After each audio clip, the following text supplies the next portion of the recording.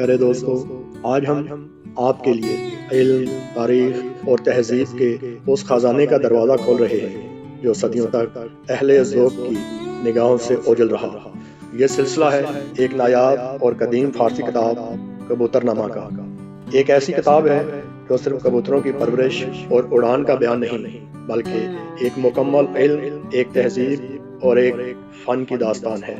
یہ کتاب میر سید محمد موسوی نے 1202 ہجری قمری میں تحریر کی، جس میں فارسی شاعری کے دلکش انداز میں کبوتر بازی کے اسرار، اقسام، رنگ، تربیت اور پرواز کے وہ اصول بیان کیے گئے ہیں جو آج بھی اہل فن کے لیے رہنمائی کا ذریعہ ہے۔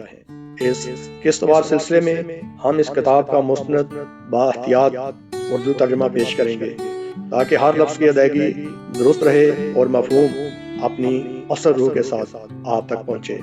اگر آپ علم کے متلاشی ہیں، اگر آپ کو قدیم کتابوں، فارسی ادب اور کبوتروں کے فن سے دلچسپی ہے تو یہ سلسلہ آپ کے لیے ہے۔ آئیے صدیوں پیچھے چلتے ہیں اور کتاب کبوتر نامہ کے اوراق سے علم کے موتی چنتے ہیں۔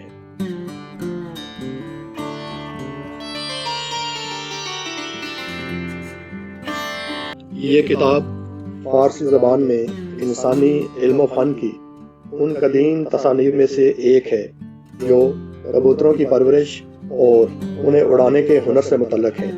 یہ نہایت قیمتی اور نایاب کتاب میر سید محمد موسوی کی تصنیف ہے جو سنہ 1202 ہجری قمری میں تحریر کی گئی۔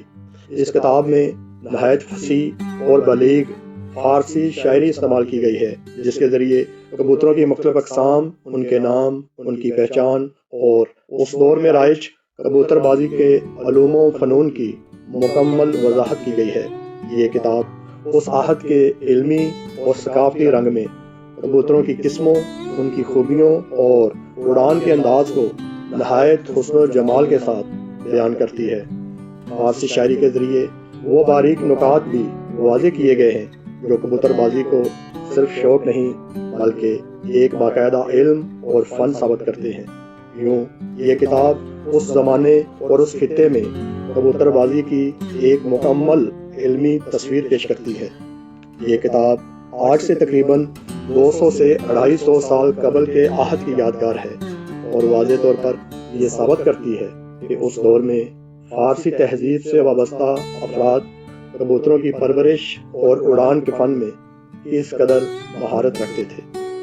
مصنف کا تعلق خراسان سے تھا۔ وہ شمالی ایران میں پیدا ہوئے، بعد ازاں فارس اور ہندوستان تک گئے۔ انہوں نے نہایت شستہ، دلنشین اور کلاسیکی فارسی زبان میں یہ کتاب تحریر کی جو اس دور میں علم و دربار کی بنیادی زبان سمجھی جاتی تھی۔ مصنف نے اپنے تجربات اور مشاہدات کو نہایت ترتیب اور حکمت کے ساتھ قلم بند کیا۔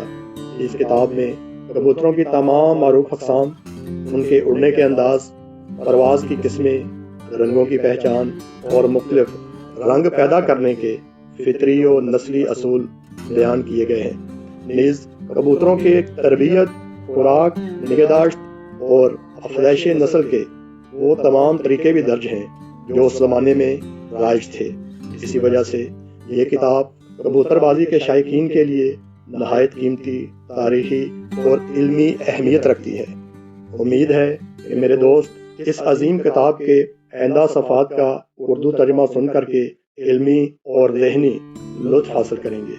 میری دلی خواہش ہے کہ میں اس کتاب کا مکمل اردو میں ترجمہ مختلف ویڈیوز کی اقساط میں آپ کی خدمت میں پیش کروں۔ اگر آپ چاہتے ہیں کہ میں اس کتاب کا مکمل ترجمہ آپ کی خدمت میں پیش کروں تو نیچے کومنٹس میں لکھ کر مجھے اپنی آراء سے آگاہ کریں۔ بہت شکریہ، آپ کا دوست ڈاکٹر محمد عقیل حضوری۔